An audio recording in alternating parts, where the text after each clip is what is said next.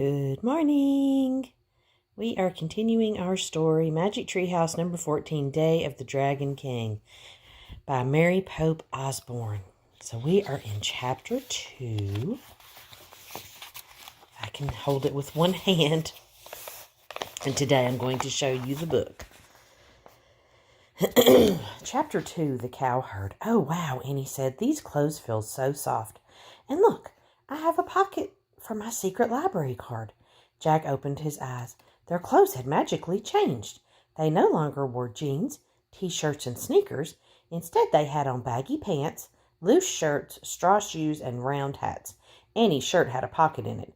Jack saw that his backpack had become a rough cloth sack. Inside were his research book, his notebook, his library card, and the bamboo strip. "Cows," said Annie, looking out the window. Jack looked out, too. The treehouse had landed in a lone tree in a sunny field. Cows grazed, and a young man stood watching over them. At the edge of the field was a farmhouse. Beyond the house was a walled city. "It looks so peaceful," said Annie. "You can never be sure," said Jack. "Remember, Pompeii looked peaceful before the volcano went off." "Oh, yeah," said Annie. "Let's see what the book says," said Jack. He reached in the sack and pulled out the China book. He opened it and read aloud. I'll show you the picture. And then I'll read, and then we'll go back and look at the picture. Over 2,000 years ago, China was ruled by its first emperor. Because he chose the dragon to be his symbol, he was called the Dragon King. In China, dragons are seen as brave and powerful creatures. "Dragon King? That sounds a little scary," said Jack. "I like his outfit," said Annie. Next to the writing was a picture. It showed a man wearing a rich, flowing robe with wide sleeves.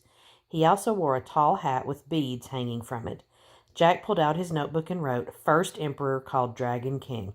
"The book we need must be in the Dragon King's library," said Annie. "I bet his palace is in that city."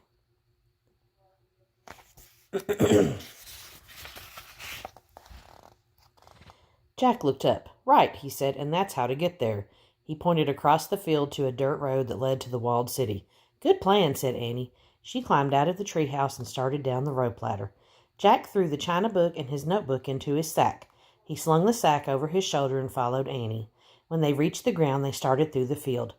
"Look, that guy's waving at us," said Annie. The man tending the cows was shouting and waving. He started running toward them. "Uh-oh, what's he want?" said Jack. A moment later, the man stood in their path. He was young and handsome with a kind face. "Can you do me a great favor?" he asked. "I would be most grateful." "Of course," said Annie. "Give a message to the silk weaver. You will see her at the farmhouse," said the young man. "Tell her to meet me here at twilight." "Sure, no problem," said Annie. The young man smiled. "Thank you," he said. Then he started to leave. "Wait, excuse me," said Jack. "Do you know where we can find the Imperial Library?" A look of horror crossed the man's kind face. "Why?" he whispered. "Oh, I just wondered," said Jack. The young man shook his head. "Beware of the Dragon King," he said. "Whatever you do, beware." Then he turned and ran back to his cows. "Oh, man," whispered Jack.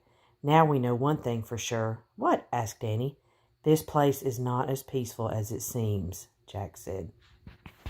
That's the end of chapter 2, and there's Sylvester. So chapter 3, Sylvester. Chapter 3 is called The Silk Weaver. See y'all in the next video.